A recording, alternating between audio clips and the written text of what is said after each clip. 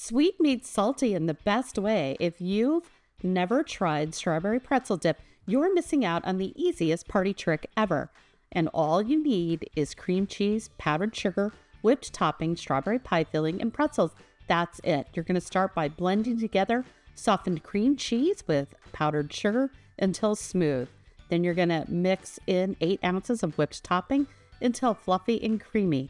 Then you're going to mix in about a half cup of pretzel pieces and about a half of a can of strawberry pie filling. Just look at that gorgeous swirl. You're going to chill for at least 30 minutes in the refrigerator, then transfer to your serving bowl and top with the remaining pie filling. This is sweet, salty, creamy, crunchy, and this disappears fast at parties. Get your full recipes at vintagerecipes.com. What are you waiting for?